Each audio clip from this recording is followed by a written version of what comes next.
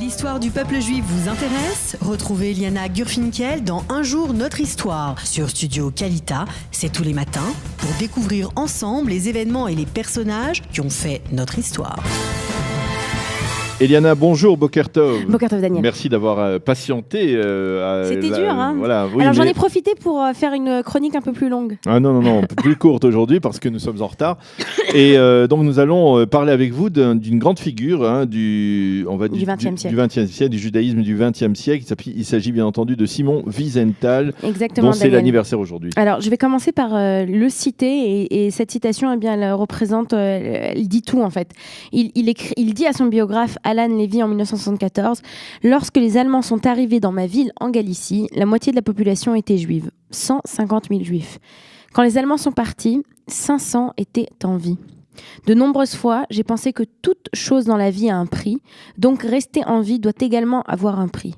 Et mon prix était que, si je vivais, je devrais représenter les nombreuses personnes qui ne sont plus là. » Je crois que ces quelques phrases qu'il a dit en 1974 représentent exactement bien le travail qu'il a fait. Il est né, comme vous l'avez dit, le 31 décembre, donc à la date d'aujourd'hui, en 1908, à Bucsac, qui est donc dans l'Empire austro-hongrois.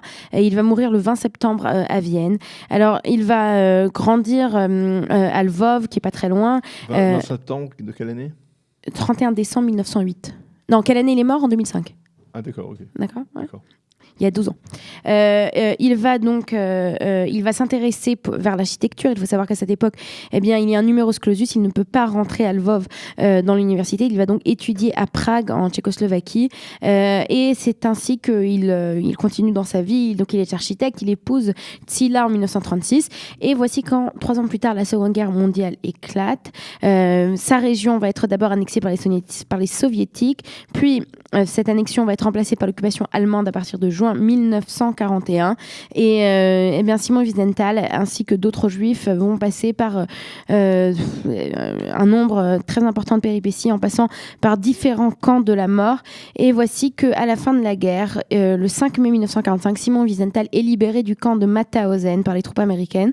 Il ne pèse alors plus que 41 kilogrammes. Il faut dire que lui et sa femme, pendant la guerre, ont perdu 89 proches. Alors, juste après la guerre, on est vraiment juste après la libération du camp de Mauthausen, Wiesenthal va aider les services d'enseignement américains. Il va leur rédiger une liste d'une centaine de criminels de guerre présumés, comprenant des gardes, des commandants de camp et des membres de la Gestapo. Il va ensuite travailler comme interprète. Il va accompagner les soldats chargés des arrestations.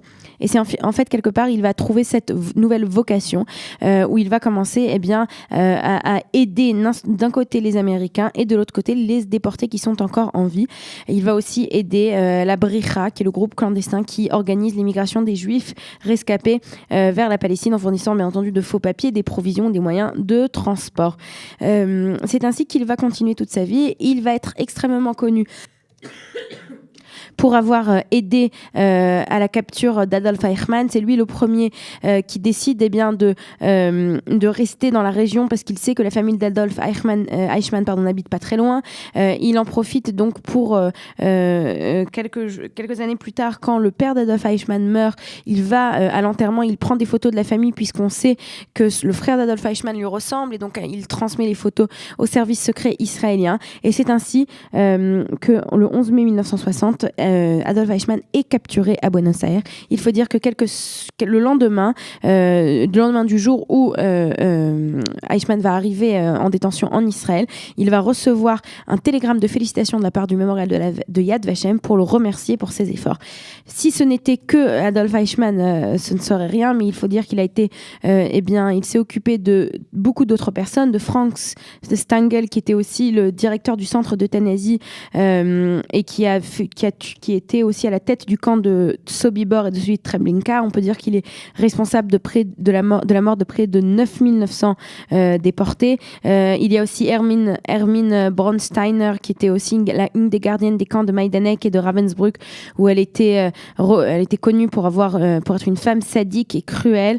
Il y a aussi Joseph Mengele qu'il va essayer de localiser. On va pas réussir jusqu'au bout.